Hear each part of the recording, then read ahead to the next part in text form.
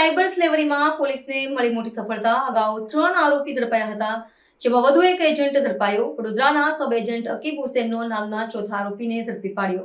નિપેન્દર ચૌધરી, પ્રીત કમાણી અને આશીષ રાણાની ધરપકડ કરાઈ હતી. આ રેકેટમાં ચોથો sub agent Akib Hussain Vadodara Akib sub agent હોવાથી 21,000ના કમિશનર પર કામ કરતો હતો.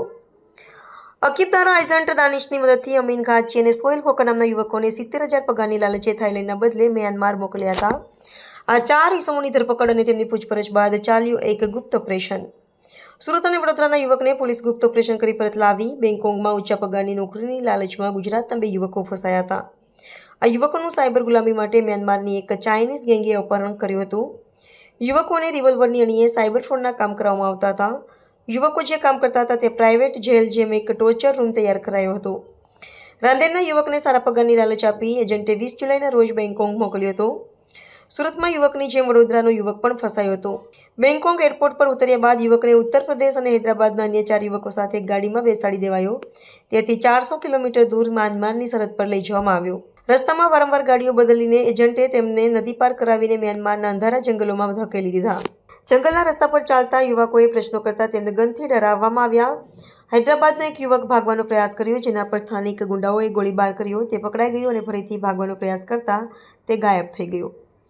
મ્યાનમારના કે પાર્કના સ્થાન એસ્ટેટમાં તમામને ગોંધી રખાતા અને બંદૂકની અણીએ સાયબર ફ્રોડ કરાવાતું. જો યુવક કામ ન કરે તો તેને પ્રાઇવેટ જેલ જેવા એક રૂમમાં પૂરી દેવાતા અને ટોર્ચર કરાતું. હજુ 300થી વધુ ભારતીય યુવકોને પણ આ રીતે બંધક બનાવવામાં આવ્યા છે.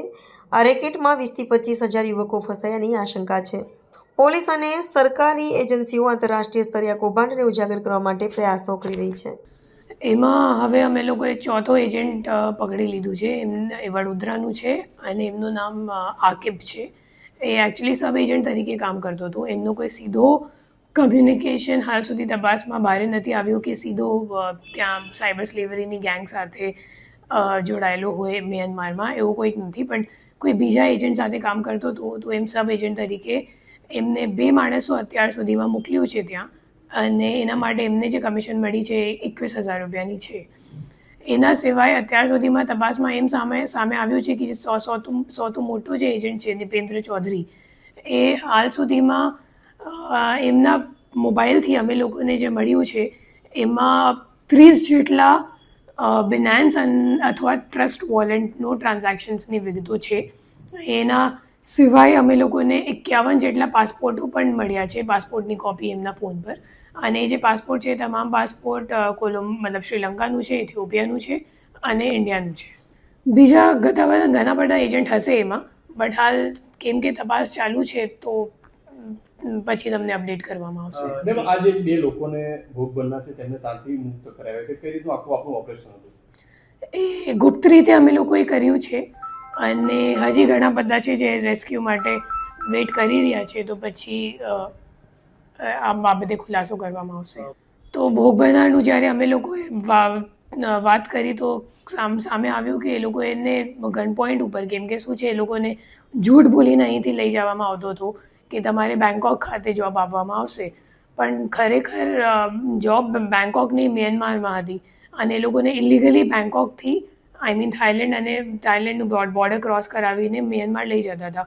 અને લઈ જવાનો જે રસ્તો હતો કેમ કે ઇલીગલ હતો, તો પછી જંગલો અને પહાડો અને વચ્ચેથી નદીઓ આવું બધું ક્રોસ કરાવતા હતા. તો ત્યારે એ લોકોને જ્યારે શંકા થઈ કે ખરેખર કંઈક તો ગડબડ લાગે છે, તો એ લોકોએ કીધું કે મને પરત ભારત જવાનું છે. તો જ્યારે એ લોકોને એમ કીધું તો પછી એ લોકોનો ફોન સામેવાળાએ લઈ લીધા, જે ગેંગવાળા હતા, અને પછી ગન પોઈન્ટ ઉપર આખા રાસ્તા ગન પોઈન્ટ ઉપર એ લોકોને ક્રોસ કરાવીને ત્યાંથી મ્યાનમાર મિલિટરી આવીને એમને કંપનીમાં લઈ ગઈ. અને પછી ત્યાં જઈને પણ જ્યારે એ લોકોએ કીધું કે અમે લોકોને આ બધું કામ નથી કરવાનું, સાયબર ફ્રોડનું કામ, તો પછી એ લોકો ત્યાં પ્રાઇવેટ જેલ ત્યાં બનાવેલું છે કંપનીઓ.